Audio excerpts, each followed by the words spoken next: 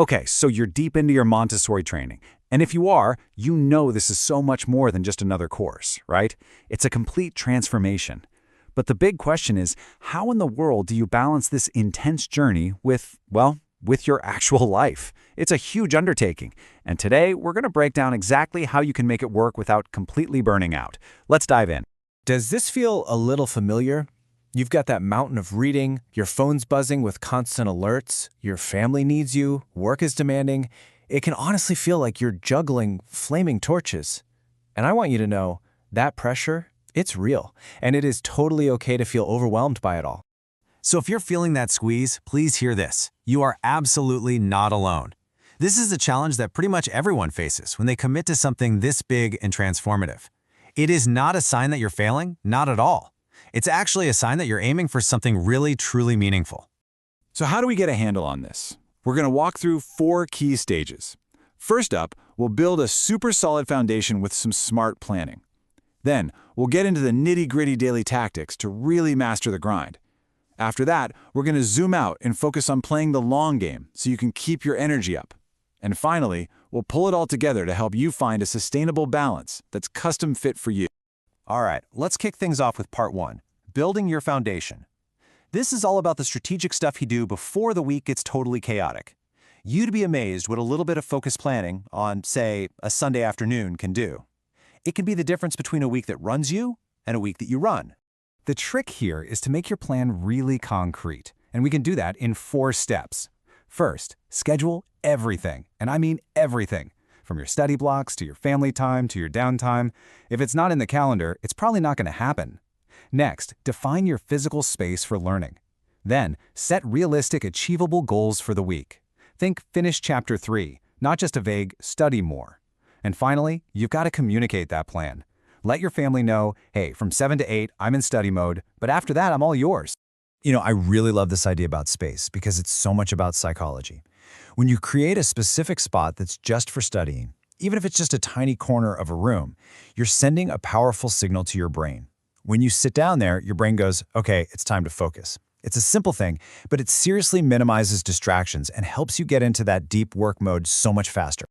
Okay, on to part 2. So, having a great weekly plan is awesome, but how do you actually make it happen when life starts throwing curveballs? This section is all about those in-the-moment daily tactics you can use to master the grind and stay on track, no matter what. One of the most powerful tools in your arsenal for this is something called time blocking. Now, this is way more than just a to-do list. Think of it as a battle plan for your day. You're literally going into your calendar and carving out protected blocks of time for each specific task. This simple shift takes you from just reacting to whatever comes your way to intentionally directing your day.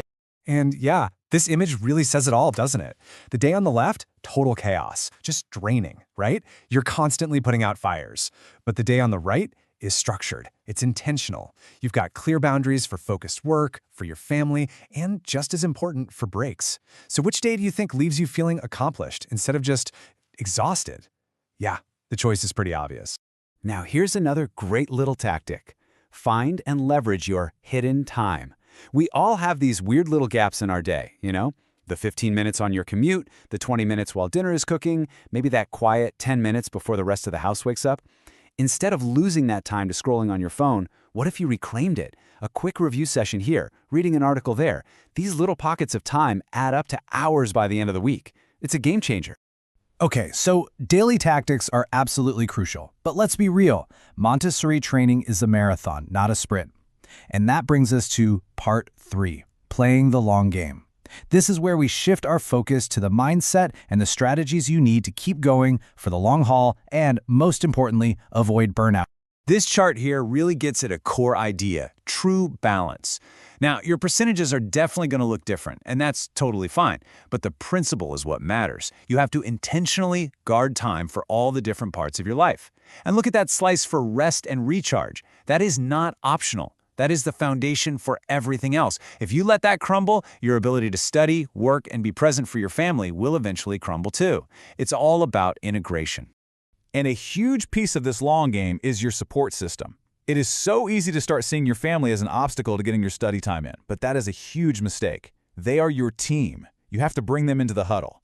Share your schedule with them. Explain your goals. Tell them why that do not disturb hour is so important to you. I promise, when they understand your why, they'll go from being a potential distraction to being your absolute biggest cheerleaders. Because look, there are going to be tough weeks. There will be times when your motivation just tanks. And in those moments, you have to reconnect with your why. What's the deep, fundamental reason you started this journey in the first place? Is it for the kids you'll impact? Is it for your own personal growth? Whatever it is, get crystal clear on it. Write it down, stick it on your mirror. That purpose, that's the high-octane fuel that will carry you through when your willpower is running on empty. All right, let's land this plane and bring it all together in our final section. The goal here is not to create some perfect, rigid schedule that's just going to shatter at the first sign of real life. Nope. The goal is to build a resilient, flexible, personalized system that actually adapts to your life. So if you remember nothing else, remember these 3 things. First, plan proactively. You are the architect of your week, not just the passenger along for the ride. Second, execute with focus. Win the day by doing one thing at a time with your full attention. And finally, integrate. Don't isolate. Remember, this training is a part of your life, not something separate from it. Lean on your team and bring your worlds together. So I'm going to leave you with this final question. Don't try to go home and change everything all at once. That's a recipe for disaster. Instead, just pick one thing. Looking back at everything we've talked about, what is the one strategy that you will commit to trying this week? Because that small, single step, that's how real, sustainable change actually begins.